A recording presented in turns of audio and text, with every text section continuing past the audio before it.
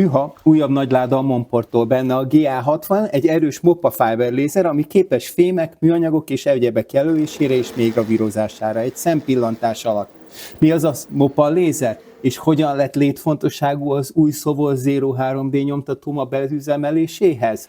Maradjatok velem, és kiderül.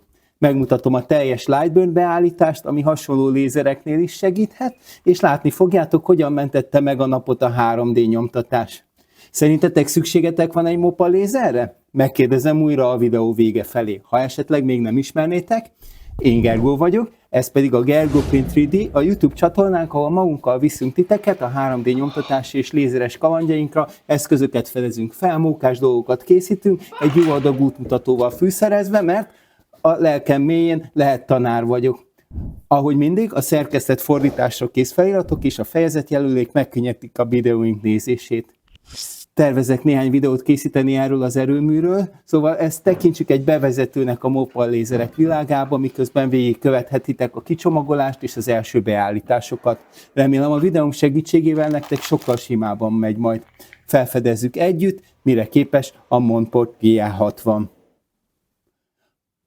A láda ezúttal csak 32 kilót nyomott, kb. 70 fontot, egyedül se lehetetlen megemelni, volt egy kis ijegység, mert a futár az oldalára fektetve tette le. Mennyire sérült meg ez a gép? Nem tudtam még elég gyorsan kitekerni az őrült mennyiségű csavart, hogy megnézem, mi van belül. Az Onyx R55 volt, ugyanettől a cégtől könnyen kinyitható füles megoldással érkezett. Itt 25 csavart használtak, megszámoltam. Minden esetre a csomagolás elég vegyes volt színben és anyagban is. Vajon megvédte ezt az értékes eszközt? Először a kiegészítőkhöz jutottam, és örömmel láttam, hogy ezúttal védőszemüveget is mellékeltek. Jó tartalék lesz, mert ezt a minősítettet tervezem használni, amit az AliExpressről szereztem be. Ne vegyetek meg bármilyen védőszemüveget online, betettem egy linket ehhez a konkrét darabhoz, a Hunstól, ami egy kifejezetten lézeres biztonságtechnikával foglalkozó cég. Ez a szemüveg OD6 plusz minősítésű, az 1064 nanométeres hullámhoz tartományban, miközben egész jól látható fényáteresztése. Rámegy a dioptriás szemüvegemre, és van hozzá egy rögzítő pánt is, hogy biztonságosan a helyén maradjon. Bocsi, kicsit elkalandoztam, és titeket még mindig az érdekel, hogyan élte túl a gép a durva bánásmódot. Mindjárt meglátjuk a lehetséges sérülést, de előbb pillantsunk bele ebbe az acskó kiegészítőbe. Szóval ez a felhasználói útmutató, ami nagyrészt használhatatlannak bizonyult, és látni fogjátok miért. Tudom, hogy nem érdekel titeket a többi kiegészítő, majd később visszatérünk rájuk. A gépet akarjuk látni. Oké, itt is van. Látjátok a kézzel írt kalibrációs információt a karoldalán és az összes torzítási adatot? Erre visszatérünk, amikor mindjárt beállítjuk a Lightburn. Minden szuper, de mi a legjobb módja annak, hogy ezt a szörnyeteget kiemeljük a dobozából? Végül követtem a kézikönyvben leírt összeszerelési lépéseket, ne aggódjatok, ez csak 3 egyszerű lépés, vagy inkább csak egy. Ez a cucc 99,9%-ban előre összeszerelve van, de az álló tartó oszloppal sokkal jobb fogást találtam rajta, és bevittem az irodámba. Örülök, hogy még egyszer átnéztem, mert ez a szép 400 mm-es fémvonalzó becsúszott a csomagoló haba alá. Kár lett volna véletlenül kidobni. És egyébként a futár erre az oldalára fektette a ládát, a tartóoszlop még csak nem is volt fejjel lefelé, hála Istennek, karcolás nélkül eljutott az asztalomra. Lássuk, bekapcsol-e. De először is ez az USB port eléggé gagyinak tűnik, nem gondoljátok? A port a vezérlő panelre van forrasztva, mélyebben a készülékben. Az USB kábel, mivel szabadon tud lötyögni, idővel le fogja szakítani a portot a panelről. Ez így nem maradhat, ez nagy baj. De elég könnyen javítható. Mielőtt folytattam volna a beállítást, nekiálltam megtervezni és 3D-ben kinyomtatni ezt a törésgátló adaptert a B-típusú USB dugóhoz. Valójában kevesebb, mint 5 percbe telt gyorsan lemérni a méreteket és megtervezni ezt az apró adaptert, ami illeszkedik az USB dugó köré, és kitölti a maradék lyukat a gép hátulján. Újabb 10 perc, és ki is nyomtattam G-Tech TPU-ból, el sem hiszitek ennek a filamentnek az árát. Oké, megmutatom. Ez 1 kilóra vonatkozik, még a szállítással együtt is elképesztően olcsó. Na mindegy, elkalandoztam, de a link ehhez a TPU-hoz is a leírásban van, és igen, az új Szovol Zero-on nyomtattam, ami ideális 3D nyomtató az ilyen kis azonnali nyomtatásokhoz, és a Zero nulla problémával nyomtatja a flexibilis anyagokat. Szóval nagy fekete pont a törésgátló hiányáért, de végül könnyű javítás lett belőle. Lesz még egy 3D nyomtatott fejlesztés, mindkét STL-t beteszem a leírásba, vagy keressetek meg, tudok nektek nyomtatni egyet, ha írtok a kommentekbe. Hol is tartottunk? Ja, a többi port hátul. Látjátok a 4 tűs forgatócsatlakozót és a felirat nélküli 2 pólusú csatlakozó, valószínűleg egy lábpedálhoz való. Az nincs mellékelve, de van egy gomb, ezt majd a beállítási résznél elmagyarázom. A tápcsatlakozóban van egy biztosíték is, aminek örültem. Még egy dolog, amit ki kellett próbálnom, mielőtt bekapcsoltam a készüléket, ha meglazítod a 4 csavart a tartóoszlop tövénél, akkor a lézerkart teljes 360 fokban el tudod forgatni, ami nagy szabadságot ad, ha olyan dolgokat kell megjelölnöd, amik normál esetben nem férnek be a kar alá. Oké, bocsánat, biztos látni akarjátok, hogyan működik. Mindjárt odaérünk, ígérem. Nézzétek meg, az FT lencsét látni fogjátok, hogy kiváló minőségű, nagyon jó optikai jellemzőkkel. Ez a gyári lencse ideális 175x175 mm-es munkaterületet biztosít 320 mm-re jelzett szinttől. A termék oldalon levő táblázat szerint egy F290-es lencsére való fejlesztés még mindig nagyon erős lézerhatást eredményezne egy kicsit nagyobb jelölési területen, de a mellékelt lencse azért így is optimális. Láthatjuk az autofókuszrendszert és a 2 piros lézert is, amelyet a kézi fókuszáláshoz használhatunk. A különböző fókuszálási módszerekről a beállítás után fogok beszélni. Folytatva az eszköz bemutatását, szinte biztos vagyok benne, hogy ez a rés itt tervezett és nem a szállítás közbeni durva bánásmód eredménye. Arra tippelek, hogy ezek a szintező csavarok arra szolgálnak, hogy a lézerkart tökéletesen párhuzamos legyen, a munkafelülettel gyárólag jól kalibrálva érkezik. Egy másik apróság, amivel nem vagyok különösebben elégedett, az a lencsesapka. Nem csak olcsó hatást kelt, de nem is illeszkedik rendesen a lencsére. Szóval újabb 3D nyomtatás, de most nem mutatlak titeket a részletekkel. Ehhez is a Zeromat és élénk piros Kingron TPU-t használtam. Remélhetőleg ez majd emlékeztet, hogy vegyem le, és könnyebb lesz később megtalálni a piros színe miatt. Van egyetlen gomb itt fent, és még néhány a fővázon lent. Megnézzük a funkciókat, miután bekapcsoltuk a gépet. Sőt, tegyük is meg most. Győződj meg róla, hogy a Laser Switch feliratú gomb nincs benyomva, majd kapcsolt a főkapcsolót a készülék hátulján egyes állásba. Micsoda megkönnyebbülés. A készülékem gond nélkül bekapcsolt, nincs füst vagy tűzijáték, lehet, hogy a szállítási malőr nem okozott semmi problémát végül. Nagyon halk zúgást hallok a galvótól, de ventilátorokat nem. Ha hallod a ventilátorokat, engedd fel az előlapon levő Laser Switch gombot, később visszatérünk rá. A számítógép kiadja a USB csatlakozás hangot, de a Windows driverek nem konfigurálnak automatikusan. A mellékelt kézikönyv és még az USB meghajtón levő PDF is elavult információkat tartalmazott. A JCZ Fiber vezérlő hozzáadása a Lightburn-ben nem működött. Felfedeztem, hogy a továbbfejlesztett készülékemben az új BSL vezérlő van, nem egy régebbi JPT. Ezt úgy erősítettem meg, hogy a szellőző rácson keresztül észrevettem a YFPN60 GME feliratot. A frissített lépések a kézikönyv online verziójában voltak, a Monport weboldalán. Tehát, ha neked is az újabb BSL vezérlős modelled van, ezek a Lightburn beállítási lépések Windowsra. Előkészületek. Vedd a BSL AppSimple archívumot az USB meghajtódról, és csomagold ki a tartalmát egy almappába.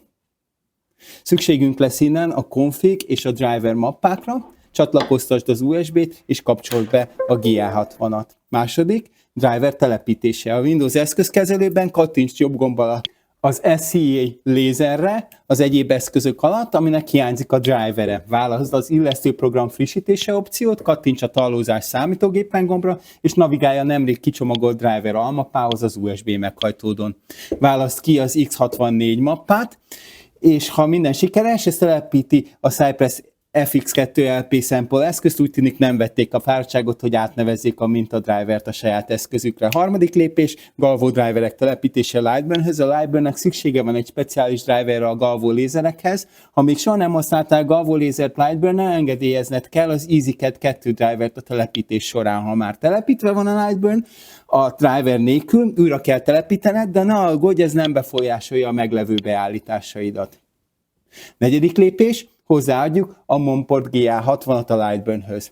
Ehhez kattints az eszközök létrehozás manuálisan menüpontra, a vezérlők listájából választ ki a BSL Fiber-t, a következő lépésben importálnunk kell a Cellcad config fájlt, ismét a nemrég kicsomagolt mappából az USB meghajtón, választ ki a bslcad.cfg fájlt. Az utolsó lépésben megadhatjuk neki a megfelelő nevet és a méreteket a gyári lencsével, 175x175. Ezután a ready, kész állapotot kell látnod a Lightburn lézerfülén. Eddig jók vagyunk. Szükségünk van még néhány beállításra a Lightburn eszköz beállításaiban a portok és lézer alatt, mivel ez egy MOPA lézer, állítsd a lézer típusát IPGY-LPM-re, a MOPA lézerek szélesebb frekvenciatartományt 1-től 3000 kHz, és állítható impulzus szélességet kínálnak, ehhez engedélyezned a Q-Pulse beállítást. Ez lehetővé teszi a színes jelölést acélon, és kibővíti az anyagválasztékot a nem MOPA lézerekhez képest, amelyek fix impulzus szélességgel és alacsonyabb, szűkebb frekvenciatartománnyal rendelkeznek. Ezeket a képességeket a jövőbeli videónkban részletesebben meg is vizsgáljuk, szóval iratkozz fel. Ezután be kell állítanunk a portokat. Ahhoz, hogy a piros pontos előnézet megjelenjen, a nulla portra kell állítanunk, és mindig on beállapotra. Van egy gomb az előlapon, Foot Switch felirattal, először nyom meg ezt a gombot, és látni fogod, hogy az egyes port kikapcsol a Lightburn-ben. Ez azt jelenti, hogy az egyes porthoz hozzárendelhetünk egy funkciót. Például beállíthatjuk a jelölés indítására. Kulcsfontosságú, hogy aktív alacsonyra, active low állítsd, győződj meg arról is, hogy teljes lenyomást és felengedést igényel, azaz impulzus vezérelt, pulse triggert. Ez azt jelenti, hogy meg kell nyomnod, és fel is kell eresztened a gombot a jelölés megkezdéséhez. Most menj a Galvo beállítások oldalra, és állítsd a Galvo 2-t X-tengelynek. Ezután másold be a piros pontskála és eltolási értékeit a kalibrációs tábláról, de légy óvatos, az én gépemen a Galvo 1 és Galvo 2 adatai fel voltak cserélve, ami torz vonalakat eredményezett. Felfedeztem, hogy mivel a Galvo 2 az X-tengely, annak az adatait kell a Galvo 1-hez beírni, és a Galvo 1-ként jelölt adatokat a Galvo 2-höz. Ez kijavította a tesztmintát. Mielőtt megtennétek az első tesztjelöléseket, szálljunk néhány percet a többi gombra. Kikapcsolt laser switch mellett a hátsó főkapcsoló csak a Galvo rendszert, a kis tükröket, amelyek a fényt mozgatják, és a piros pontrézereket aktiválja, de a fő lézerforrást nem. Az előbbi lehetővé teszi a jelölések előnézetét és a kézi fókuszálást. Ehhez kapcsolt be a fókusz segédsugarakat, gomba lézerkaron, és forgasd a gombot a tartóoszlopon, amíg a két piros pont egyetlen ponttá nem olvad össze. Mehetünk tovább, és rajzolhatunk valamit Lightburn-ben. Ez az egyik mellékelt festett kártyára fogjuk gravírozni. Állítsd be a réteg paramétereket ennek megfelelően. 5000 mm/s sebesség, 50% teljesítmény, 0,04 mm sorköz, interval, 100 nanoszekundum impulzus, pulse és 400 kHz frekvencia elegendő kell, hogy legyen, bár én nem vagyok egy szakértő. Most kattintsunk a keret frame gombra, és látnod kell a terved villogó előnézetét a kis teljesítményes piros lézerrel, próbáld ki a 3 előnézeti módot, akár a start gombot is megnyomhatod, míg a laser switch off kiállásban van, csak szimulálni fogja a jelölési folyamat piros lézerrel. Oké. Zárd be az előnézeti ablakot, és vegyük fel a védőszemüvegünket. Javaslom, hogy viseld, amint áram alá helyezed a készüléket, de mindenképpen mielőtt aktiválod ezt a laser switchet. Amikor benyomod a laser switchet, a hűtőventilátorok beindulnak, és az autofókusz rendszer aktiválódik. A fókuszmotorok működésbe is lépnek, már nem tudjuk forgatni a felső gombot, ehelyett használunk az up, fel és down le gombokat, vagy elhelyezhetjük a munkadarabot az autofókusz zónában, és megnyomjuk a fókusz gombot, hogy a gép automatikusan fókuszáljon.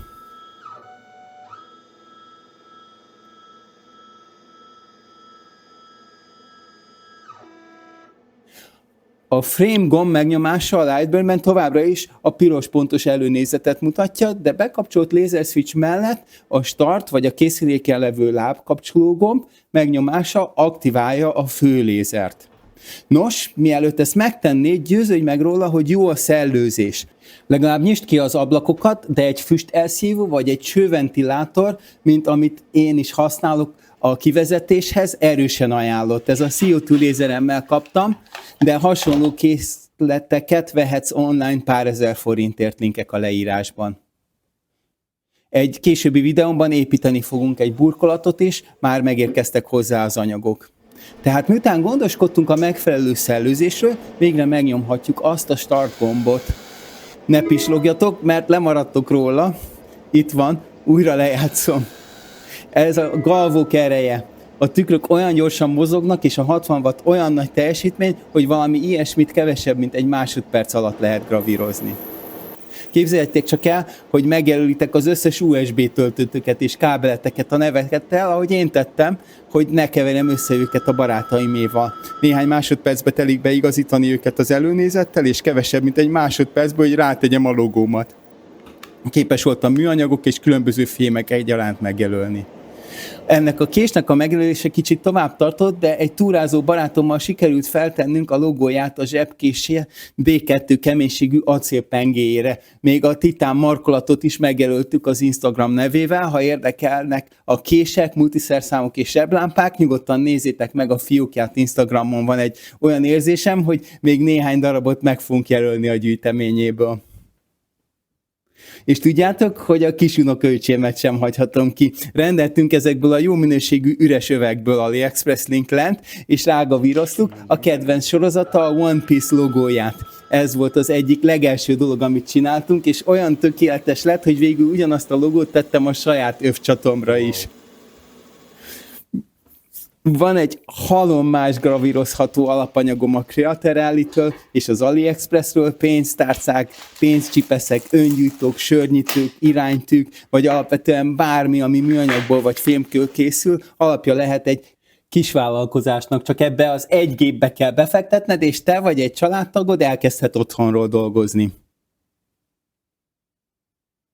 És még csak a felszínt kapargatjuk. Szó szerint annyi minden van még, annyi mindennel szeretnék kísérletezni és kidolgozni nektek. 3D gravírozás, érmékre, színes jelölés, rozzamentes acél névjegykártyákra, fémkártyajátékkészlet létrehozása, vagy 3D nyomtatott tárgyak díszítése. Szóval szerintetek szükségetek van egy mopa lézerre? Biztos vagyok benne, hogy igen. Csak meg kell találnotok a módját, hogy beszerezzetek egyet. A Monport továbbfejlesztett GA60 mopa lézere több ezer dollárral kevesebbe kerül, mint a Várcsen-társaké, vagy akár a normál ára, és kivételes mechanikai stabilitást, elképesztő gangósebességet, optimális munkaterületet és lézerteljesítményt, valamint lenyűgöző funkciókészletet kíván, beleértve a forgatható kart, az autofókuszt, a teljes Lightburn kompatibilitást és a többszintű biztonságot. Ha úgy döntötök, hogy beszereztek egy Monport eszközt, kérlek használjátok a partnerlinkjeimet a leírásban, hogy mi kapjunk egy kis jutalékot anélkül, hogy nektek ez bármi pluszköltségbe kerülnek.